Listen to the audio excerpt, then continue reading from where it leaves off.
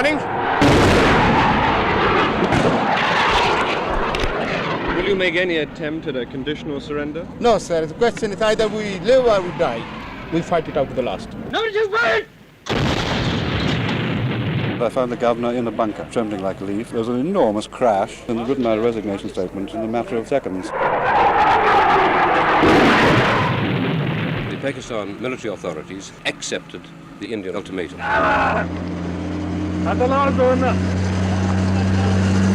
So the defeated East Pakistan army returns to Dhaka. Today is recorded as the end of East Pakistan.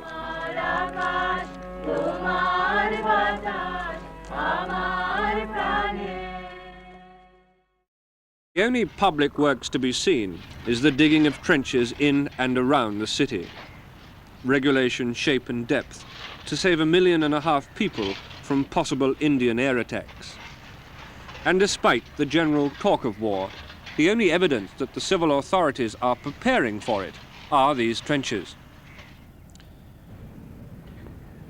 In order to remind people here that Indian infiltration is a reality, 6 Indian soldiers captured last week were presented to the Pakistani and international press.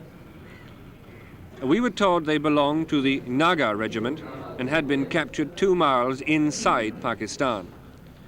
We were told through a Pakistani interpreter that they were among 200 Indian troops on a search and destroy mission.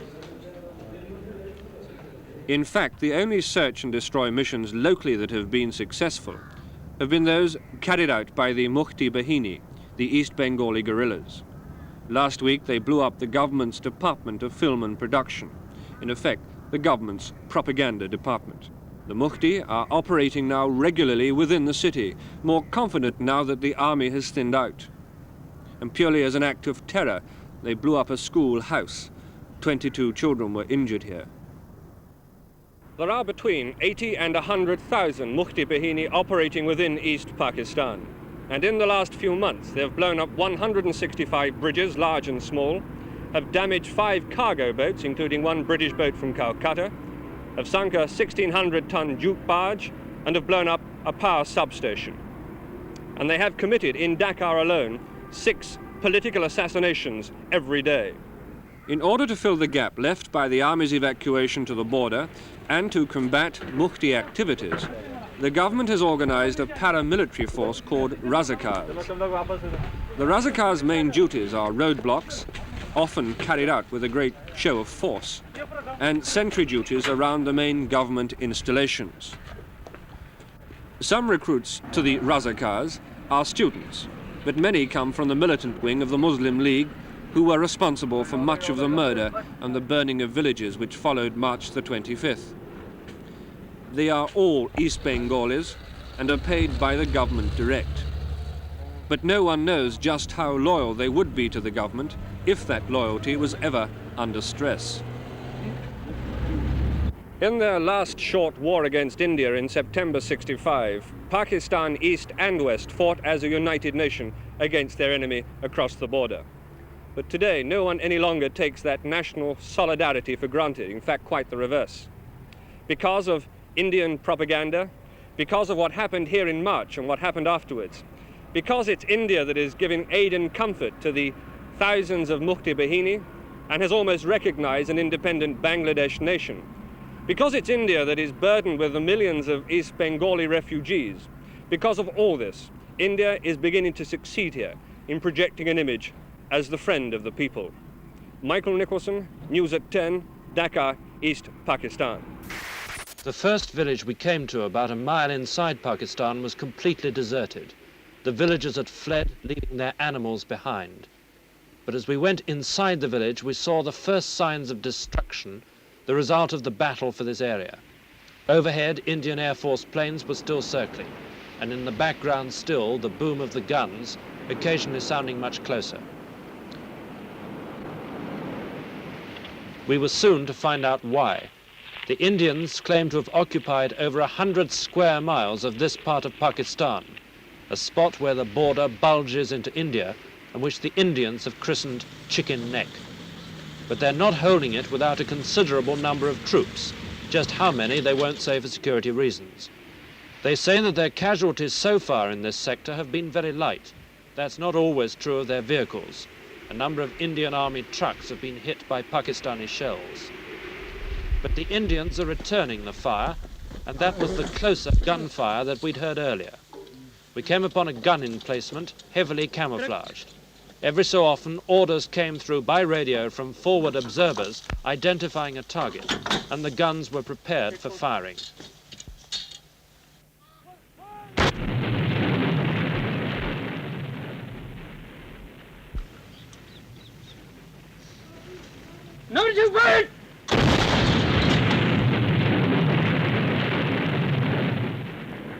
While we were there, the Pakistani army did not return the fire, but the effects of their earlier bombardment were all too apparent. This used to be the town of Fulkian. After the Indians came over the border, they occupied this spot. Since then, the Indians say, the Pakistanis have been shelling it, believing that there are troops there. There were, but they've since been moved out. It looks as though the fighting here on this border is going to go on for a very considerable time yet. Michael Brunson, News at 10 miles inside West Pakistan.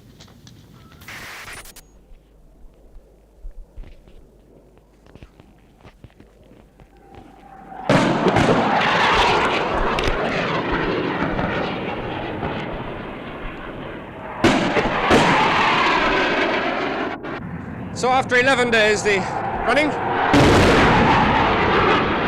After 11 days, the Indian Air Force are still attacking Dhaka.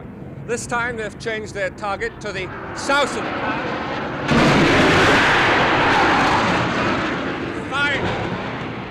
Firing rockets at what we assume is a new army colony on the south of the town. The army may have moved their headquarters, and they're firing rockets.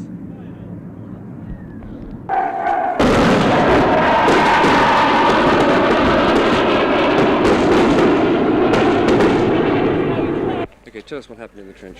Well, I got there after the first raid on the governor's house, which half destroyed the residence. Then I got there just after that, I found the governor in a bunker in the garden, trembling like a leaf and saying, I don't quite know whether to resign, should I resign, will my wife be killed by the Indian Army, can I get at the Intercontinental Hotel? As we were standing there in this bunker, suddenly there was another raid, and all hell broke loose. There was an enormous crash, and hardly the crash died down, but the governor suddenly produced a ballpoint pen, scrap of paper, a few carbons, and had written out a resignation statement in a matter of seconds, just in time actually for the second big crash.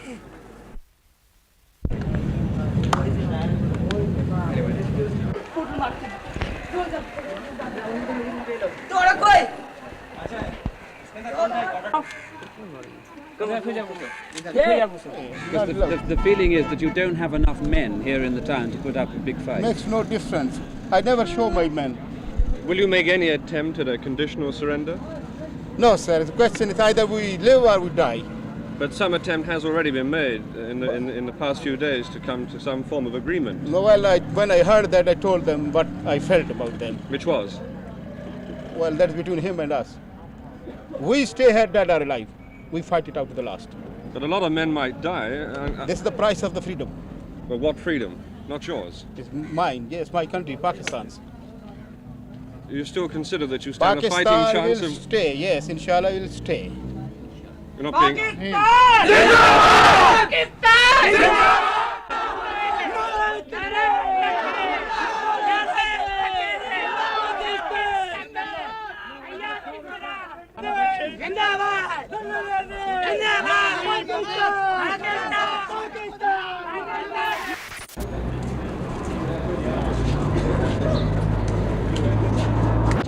She says she can't come in. Will you be responsible for bringing her up? Thank you very much. As we have very little place available, we give now priority only to women and children. No men allowed anymore.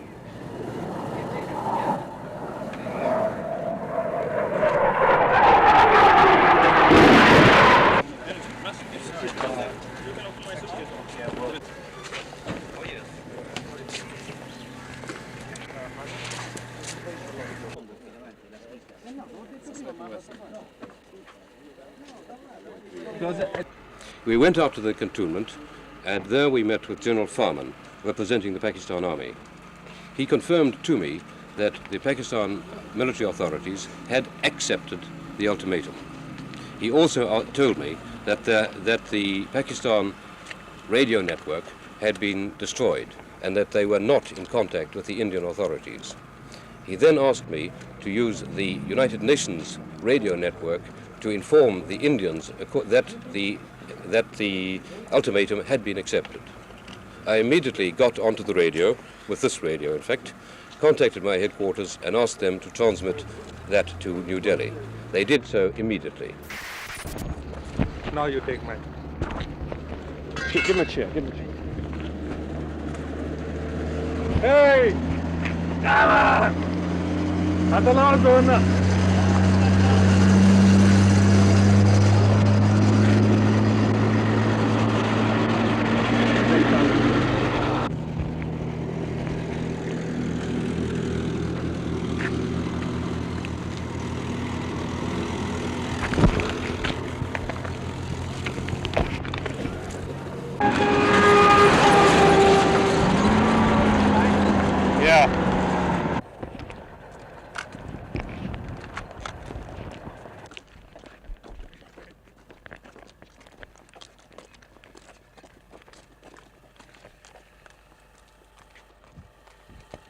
So the defeated East Pakistan Army returns to Dhaka along the Tungi-Jaidapur road.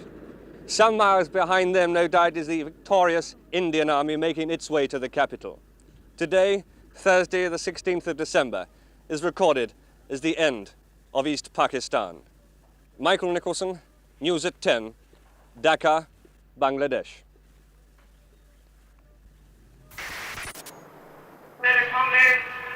There was a striking and unhappy illustration of the way that Bengalis are taking their revenge at a meeting held at Dhaka's stadium to honor the heroes of the Mukti Bahini. Abdul Qadir Siddiqui, once an ordinary soldier in the East Bengal Regiment, raised and led 12,000 guerrilla fighters in a large area surrounding Dhaka. In his speech, the hero of Tangail, as he's known, vowed that his men would not lay down their arms until Sheikh Mujibur Rahman came safely back from his prison in West Pakistan. But he appealed to his men, who stood with rifles and machine guns policing the meeting, not to take revenge on those who had oppressed them and not to flaunt their arms in the streets. As he spoke, 5 men, said to have been caught looting and abducting some women, were brought to the back of the rostrum. They were bound and beaten by Siddiqui's men. The violence didn't stop, and along with other television crews, the ITN team left the scene.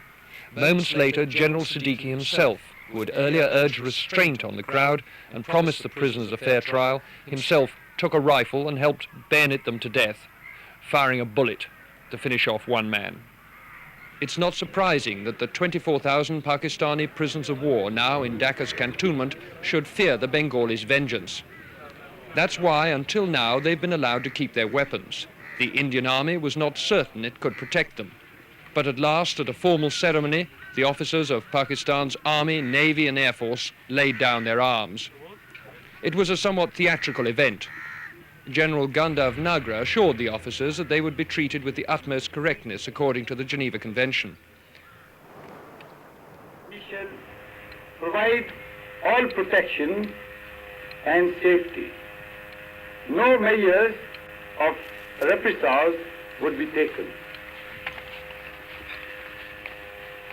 Free boarding, messing, medical facilities will be provided to you all and all your rank.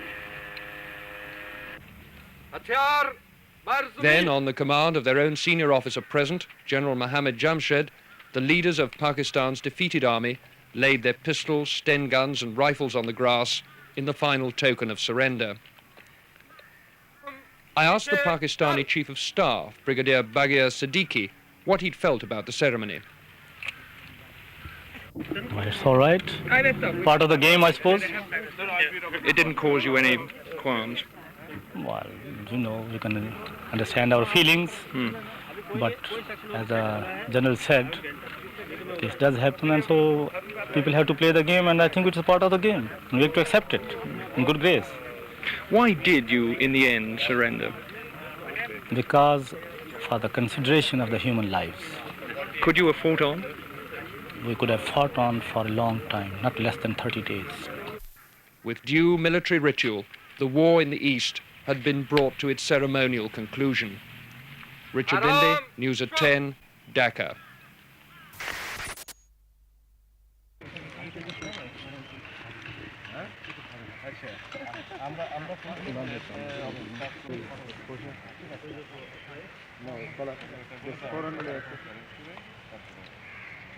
Those who took part in the war must be treated as war criminals under international law, war laws. Will you ask the Indian Army to release those men to you for trial? Certainly, Indian Army is acting in unison with our armed forces and under the authority of our acting president in Bangladesh. Therefore, they will have to act in unison with us. The Indian Army has got an authority to try anybody who was a citizen of this part even before 25th of March. If there is to be any trial, that is to be done by the Bangladesh government. And will there be such trials? Certainly there would be. I hope so. But according to law. How many people do you expect to put on trial? That is very difficult to say. We will not be going for witch hunting, but then the crimes against humanity must be brought to book. Won't this make it impossible for the West Pakistanis to release Sheikh Mujib? It should not be made impossible. It should not be impossible for them to release Sheikh Mujib. But then that cannot be a bargain. Sheikh Mujibur Rahman has not committed anything against the West Pakistanis or West Pakistan as such. He was always advocating for what is good for common struggling masses, including the West Pakistanis. For 9 months, it was the Bengalis in East Pakistan who suffered. Now, in their day of triumph, it is their enemies and the wives and families of their enemies who mourn. To be a non-Bengali in Dhaka today is indeed a miserable plight. These Bihari women huddle miserably in a school in the Mohammadpur area. Their husbands are missing, killed in the last weeks and days as the Mukti Bahini grew bold at the advance of the Indian Army. Now the Indian soldiers, having disarmed the non-Bengalis, are trying to guard the areas in which they've clustered together for protection. White flags flutter on the rooftops and at the entrance to these new ghettos. None dare venture far outside. Bengalis claim that it was Biharis and other non-Bengali groups who carried out the worst atrocities during the last 9 months. Now large numbers of non-Bengali men have been arrested by vigilante groups in the name of the Mukti Bahini. In one police station we talked to some of them. Are you getting food and water? Yes, sir, getting food. You are? Yes, from last night. From last night? From last night. How long have you been here? From 3 days. 3 days? Yes. They are keeping us quite... What do they say will happen to you? Oh, no, God knows what will happen. Will they put you on trial? I don't know. I've got no information. No trial, without trial. Rations are minimal and conditions bad. The police say that after interrogation, some of the prisoners are sent to the city's central jail to await trial, while others are released. Like their menfolk, if they've been lucky enough to survive, families of West Pakistanis are being sent to the military cantonment to await ultimate repatriation to West Pakistan. For months, 10 million Bengalis fleeing from their homes in terror, fearful of the West Pakistani army and its allies, the non-Bengalis, have lived wretched lives in the refugee camps of India. Now, as the new nation of Bangladesh struggles into existence, it's the turn of those who helped oppress the Bengalis to suffer, to live in fear and misery. Richard Linde, Dhaka. Before the Indian Army can think about leaving Bangladesh, 93,000 Pakistani prisoners of war will have to be transported to India. 25,000 of them are here in the Dacca cantonment getting ready to leave, guarded from possible Bengali vengeance by the men with whom less than a fortnight ago they were at war. The Indian Army's Chief of Staff, General Sam Manekshaw, who's been paying a 2-day visit to his troops in Dhaka, says that at the moment some 3,000 prisoners of war a day are being taken out of the country. He hoped that by the beginning of next month the daily average would be 10,000 and that in any case by the 15th of January all of them would be in Indian prisoner of war camps. By that date too, the General said, he would have reduced Indian armed forces here by 25,000. But they still can't all go home.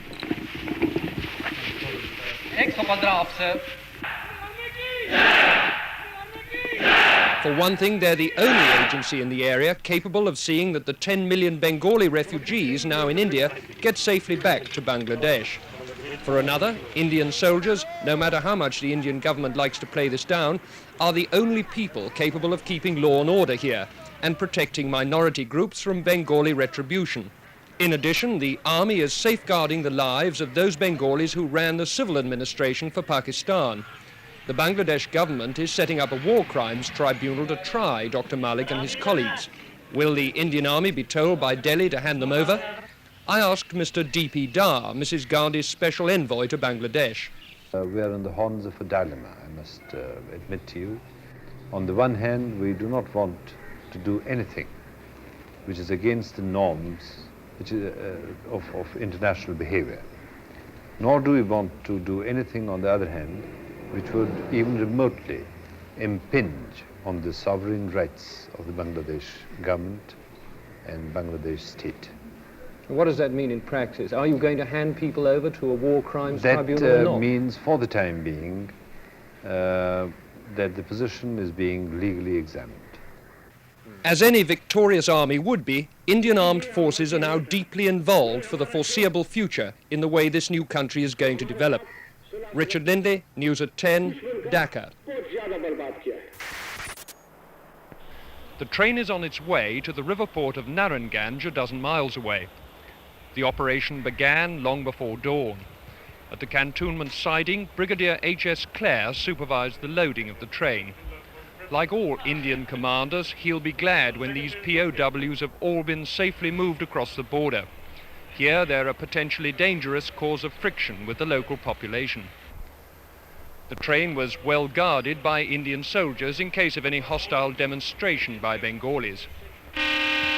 What's the attitude of these people on this train? Are they glad to go or what? Well, they're happy to get away from here, certainly. I'm quite sure that they won't have any hostile attitude when they go to India, whereas in this place they can't get out at all. Are you worried about any demonstrations on the way to the boat? No, I'm not, because I think we've taken sufficient precautions to make sure that nothing happens. At Naranganj, a Pakistani naval commander organized the embarkation. All commanders of their groups report to me immediately here. Apart from their military kit, the men took nothing with them but food and cooking equipment. The railway line ran right onto the dockside, sparing them the humiliation of a jeering Bengali crowd. Even so, a small group on the roof of a harbour building broke into jubilant shouts as the prisoners trudged down the quayside. At every step there were Indian soldiers to protect them had it proved necessary.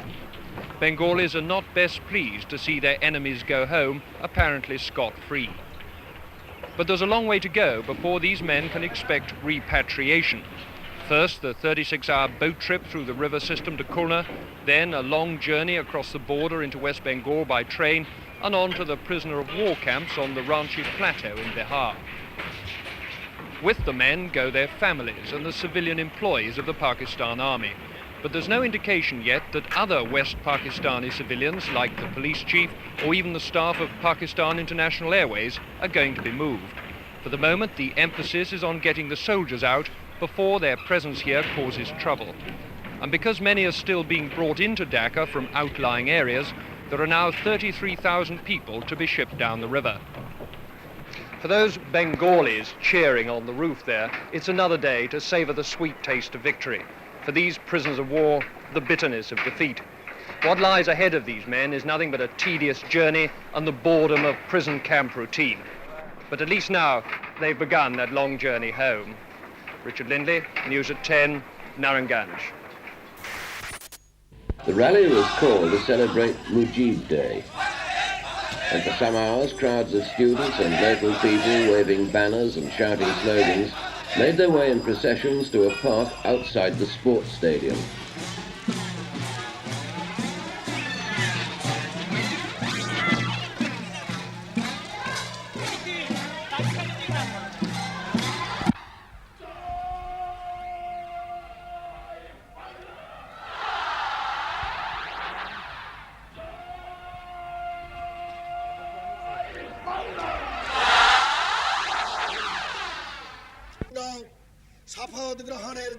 The Students' League president, Mr. Nur Alam Siddiqui, told them that when the Bangladesh flag was raised, Sheikh Mujib had asked whether they could stand by it.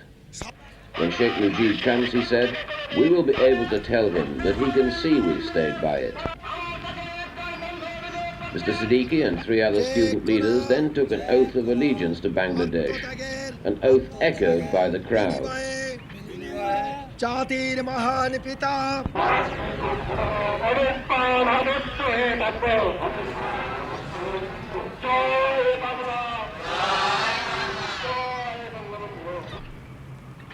So far, little is known of the arrangements being made to welcome the Sheikh.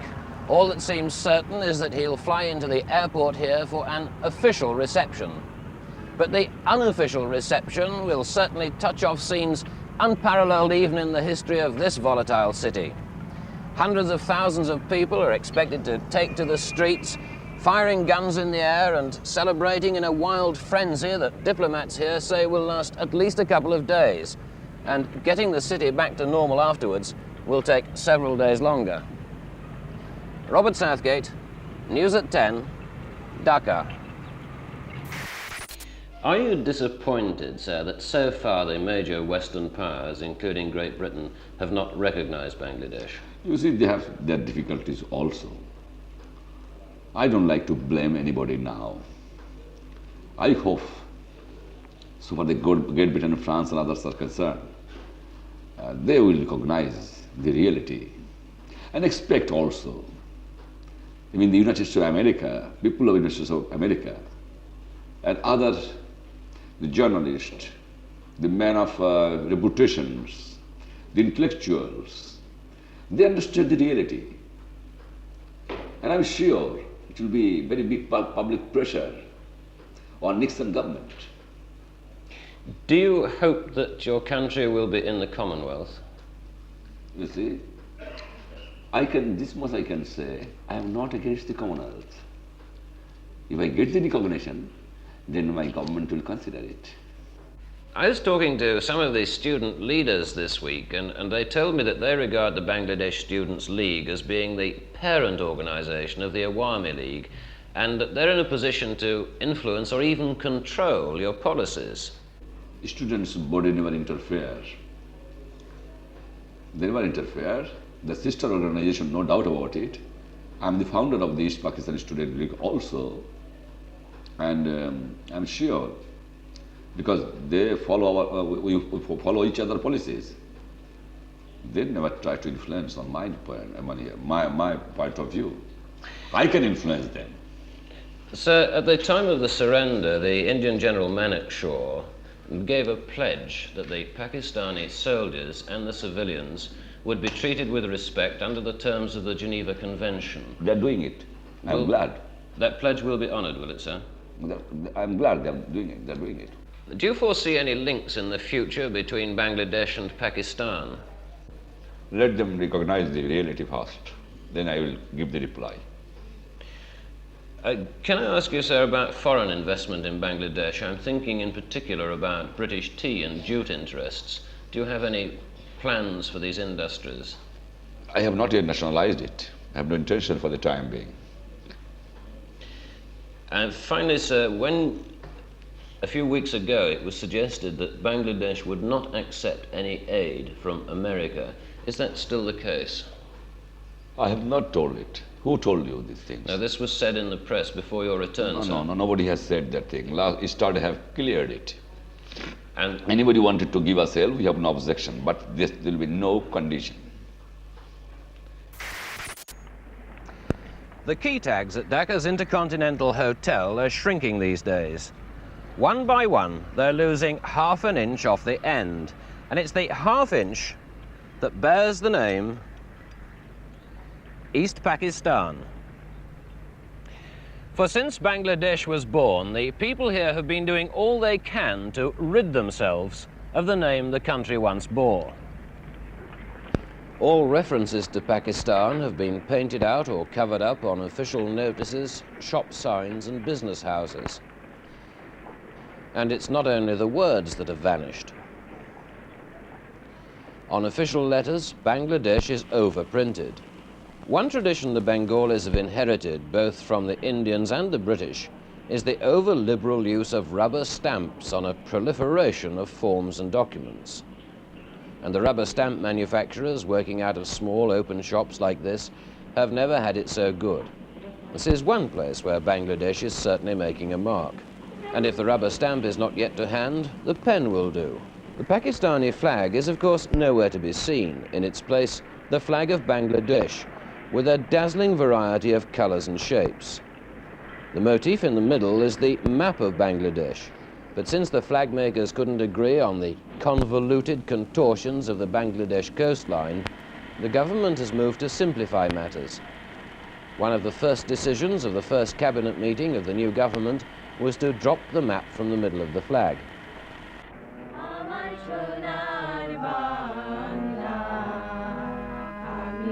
Another cabinet decision was that the national anthem should be a setting of a song by the Indian poet Rabindranath Tagore.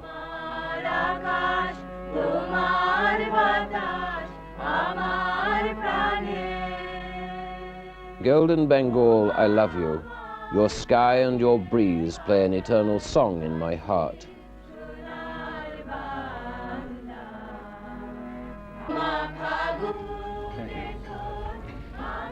The name game is even being played in the hotel restaurants. This used to be called a Pakistani omelette. Overnight it became a Bengali omelette. Now, taking no chances at all, the menu describes it as a local omelette. Mind you, if you ask the chef, he'll tell you it's all the same. Actually, it's a Spanish omelette. Robert Southgate, News at 10, Dhaka.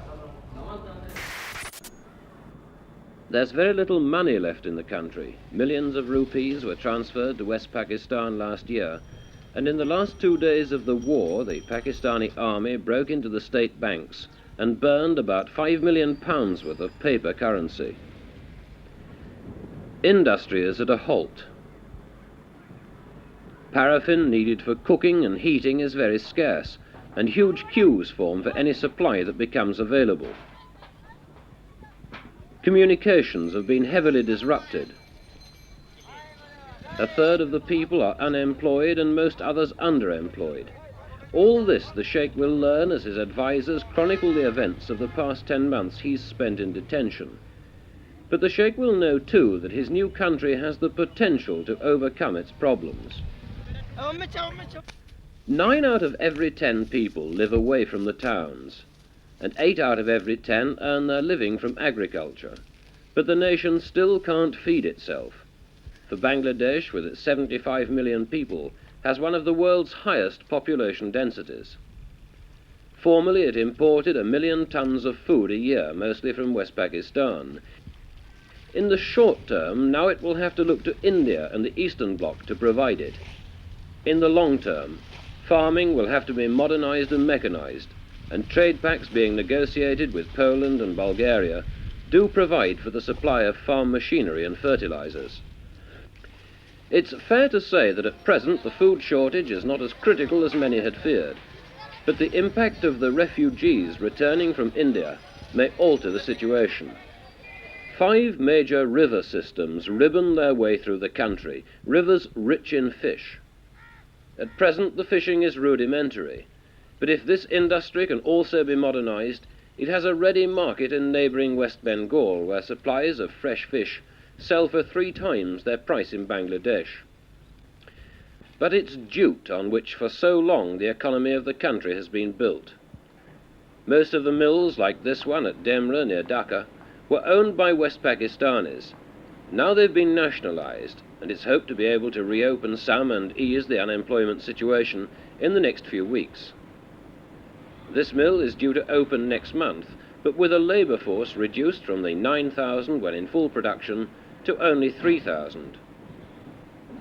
There is raw material in stock, but last year's crop, like the tea crop, was largely neglected. And as the months go by, jute is losing more and more ground to synthetic fibres. Recapturing the markets will not be easy. Ironically, in a country of chronic unemployment, there is a labour shortage, but it's a shortage of skilled labour. Many thousands of skilled workers are still serving in the Mukti Bahini guerrillas on peacekeeping missions. Many thousands of others lost their lives. But despite this, the nation's richest potential still lies in its people. They've shown the will to win the struggle for survival and the fight for independence. Given strong leadership, few can doubt that they also have the will to win the economic battle. Robert Southgate, News at 10, Dhaka.